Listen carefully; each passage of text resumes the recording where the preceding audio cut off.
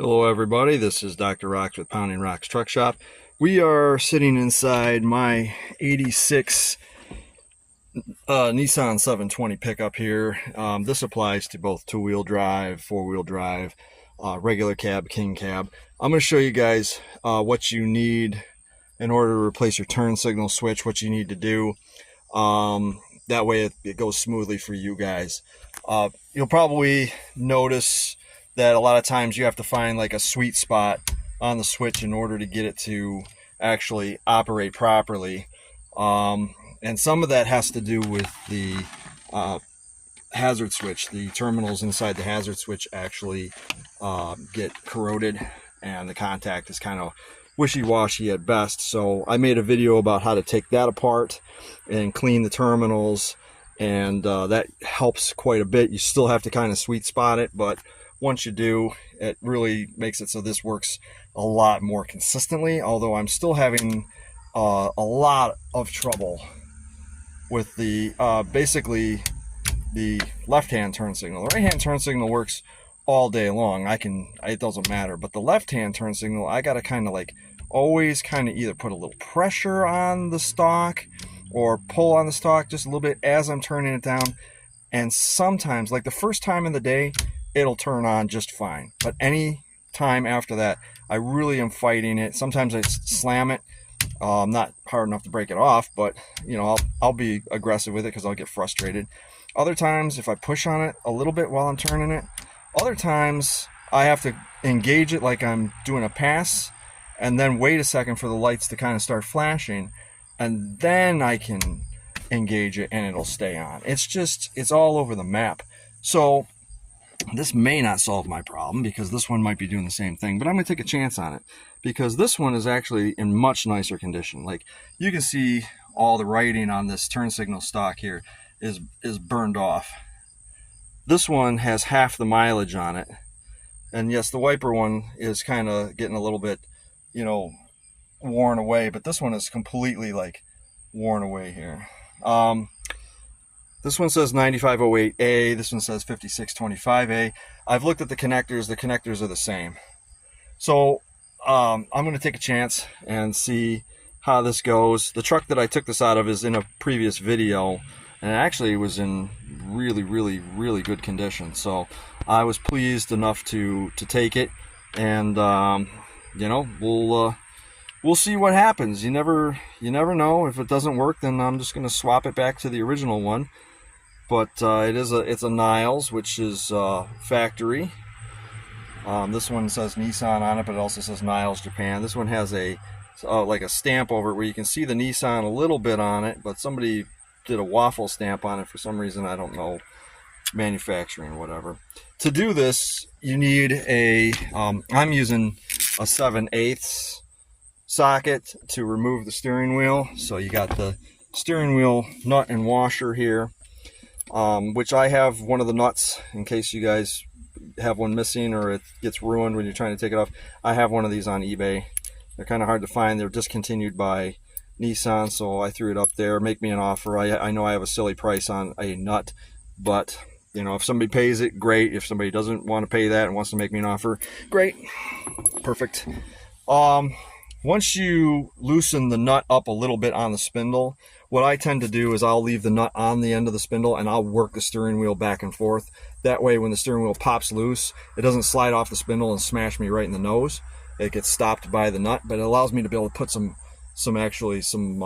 muscle into it and get it off the splines here. It was actually easy today because remember I had the steering wheel off recently. I replaced it with a base model one from the awful, really wore out one that this truck came with. You'll notice that this truck it's such a weird combination of stuff. It says it's got AC, but I see no evidence that this truck ever had a compressor or any kind of AC hosing on it whatsoever. So I think that they just generically put this in there, and if it had AC, it worked. If it didn't have AC, it didn't work. It's got full door cards. It's got power steering. It's got intermittent wipers, and it's got tilt. Now this is an odd one that I didn't think a lot of 720s came with, but this one has tilt, but no power windows, no power locks. It's not an ST, no tachometer, no clock. It's like a combination of base model and deluxe. I'm going to say it's a deluxe, but I think Nissan back in the day allowed you to spec your vehicle out a lot differently than it does now. It wasn't like you bought a power package and it came with all these things. I think you chose to have a tachometer, you chose to have a clock, you chose to have a full interior, and then they went away from that, and then they started putting it together as packages because they realized that they made more money that way. Anyways, back to the topic on hand. Once you get this 22 millimeter or 7/8 nut off and you get the steering wheel loose, you just unthread the nut, remove the nut, set it aside with the washer. Take the steering wheel off, set that aside. You'll see that there's a little teeny mark right here on the spindle, this little teeny dot right here, right at the tip of my fingers. Look very carefully. You can see that little dot. Inside the steering wheel itself, there is also a little dot. Let me get it in the sunlight here so you can actually kind of see it. There, you can kind of see it right there. That dot that's in there has to be lined up with this dot when you go to put it back together. So just keep that in mind. So if you do lose your place on the steering wheel, Nissan was nice enough to be able to give you a mark to tell you where the wheel and the spindle there, you can get a good shot of it right there. So there's that. After that, you want to unplug this connector. There's 3 connectors on the back of this thing. There's this connector right here. This is a 6-pin. There's this hanging terminal connector right here, which is also a 6-pin. And then there's this one, which is an 8-pin right here. You want to unplug all 3 of those. And then there's a screw right there, which is holding it for a clamp. So that basically clamps it to the steering wheel. So once you unscrew that screw, and it's just a Phillips head screw, a Phillips head, you'll see right there, it's right here. If I can point at it, that's it right there, right where the tip of the screwdriver is. You undo that, and this whole assembly slides off the steering column. And then it's just a matter of replacing that piece with your new switch, which should go and sit right in the same location, and then just tighten that screw. So this one has the screw in it. You can see the right there. Sorry about the video quality there. That screw right there, that tightens this clamp and that holds it on. And then you reconnect your connectors and just reassembly right from there. So I'm going to let you guys know how this goes in the comment section. If I plug it in and I key it over, I could even probably do that right now before I even take this off. But this thing is so roached anyways that anything is an improvement from what I've got. I mean, it's even discolored. I mean, if you look at the mileage, this has got 214,000 miles on it. The truck that I took this off of was in much better condition in the junkyard of all places. Much better condition with 141,000 miles on it. And you can see that the switch lettering, the words on it, they're crystal clear. I mean, that's crystal clear to me. So I have much more confidence in this. Also, the carburetor that I took off of that truck, if you go back a previous video, you'll see that I covered a 1984 that was in here. It was a late 84, so they had already taken the Datsun logo off of it. You can see because the taillights are the same as the 85 and 86, so it's a late 84. You can see that I took the Weber carburetor off of it, bolted it to this truck, and keyed it over, and the only adjustment I've had to make it run right is I had to make a minor idle adjustment. It is fantastic. It runs great. It fires right up and it idles perfectly. So that solved a lot of problems. But that's a whole other video, and that's coming up soon. There is a previous video of me talking about the install, how to swap the carburetor. So this is kind of an update of the whole truck. But yeah, we're going to just focus on the turn signal combination switch here. That's all you really need to do. Steering wheel off, screw in the back here, and 3 connectors, and this should slide right off. Slide the new one on, reverse the process, and the installation is complete. Put your steering wheel back on, torque it, test it. I would test this before I put the steering wheel back on, and that's what I'm going to do. Like, share, and subscribe. Let me know what you guys think in the comment section. Leave me a comment, leave me a thumbs up. Check it out. I have well over 520 videos up on this channel of all kinds of topics, ranging from my Infiniti G37 to this truck to a few different hard bodies, including a hard body swapped Pathfinder with a VG33ER. Lots of stuff. I go all the way back to 2013, so be sure to check something out. I do how-tos. I cover autocross, rallycross, builds. I also have a 1970 Datsun 521 that is on this channel as well, which I haven't been working on lately, but because the weather is nice and I don't really want to be indoors, I want to work outdoors. But follow along, share, check it out. Thank you very much, and see you guys later. All right, I just want to amend this video and say that this did not go according to plan. Sometime between 1984 and 1986, Nissan changed the diameter of the steering shaft. So the hole on this shaft, or on this turn signal, does not fit. Now, probably the easier way to go about this would be to take a Dremel and just open this hole up. I didn't do that. I tried to transfer the turn signal switch over to the old housing. This is the turn signal switch right here. This guy right here with the little cable hanging out.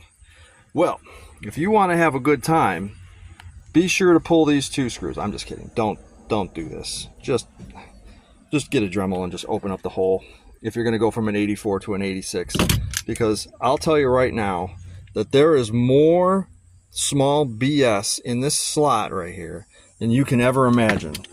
There is this piece, this metal piece. I'm going to just show you. I'm just going to do a real quick throw together here and not even try. This piece goes in here and sits in this slot like this. Okay? That is supposed to slide back and forth. If it doesn't, or it gets wedged, you're not going to be able to turn your turn signal. Then you got a couple of these little guys, these little white guys here, that sit on both and straddle this switch. I'll show you like that. One here, and get this. Not only that, but you need to have like the tiniest of fingers, and you have to have 5,000 hands. Okay, so now that's how that's supposed to go, and I've already gotten it wrong. So those two are supposed to go in this slot like that. This metal tab that's inside here is supposed to straddle those two, so it's supposed to be underneath each one. Now I have it so it's not centered, so you can see that that's not centered. Then you got these tiny little springs. There's 6 of them. They all go in these little holes here. So if you see this hole right here, I'm going to plop it in here. I'm just going to throw it in. Just like that. It sits just like that. There's 6 of them. 3 on this one, 3 on this one. Then there's these metal triangular copper pieces just look like that. Once you get all 3 springs in there, they sit just like this. That sits like that. There's 2 of them. 1 on this side, 1 on this side. Beautiful. Then these are spring loaded, so they will pop and fly all over the place. But wait, it gets better. It definitely gets better. You're not done yet. You have to take this spring here, and there are cutouts in these little plastic tabs. See, I don't care anymore. You'll see here, there's a little hole here, this little dimpled thing here. So I'm just going to show you. The spring sits in there like that. Now you have to get this spring in between both of these, so it looks like this. Let me get you set up here so you can see how fun this was for me. I actually started getting a little desperate because I'm like, oh no, if I don't get this, this is going to be me going on eBay and paying to do this. So those two go like that, and then they're separated by this spring, which sits between the 2 of them, just like that. So you have to have 5,000 hands. You have to get these in there. Not only do you have to get those in there, you have to keep all 6 of these little tiny springs from popping out, and you have to get this spring between them. Then, while you're in there, then you have to take the actual switch itself, which has got these metal contacts on it, which you can see how corroded the one that I've got is. That's your main problem.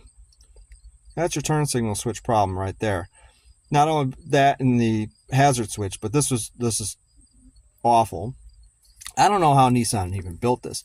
But then you have to get this on top of these and get the screws in there while holding those springs down and holding everything together, you have to slide a screwdriver underneath this.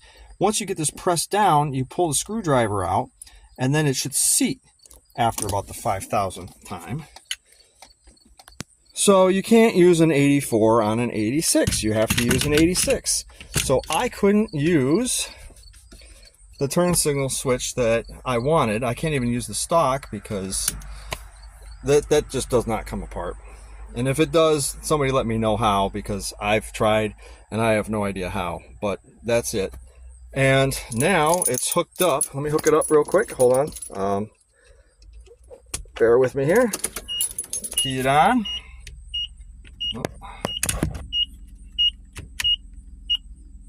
There's my left turn signal.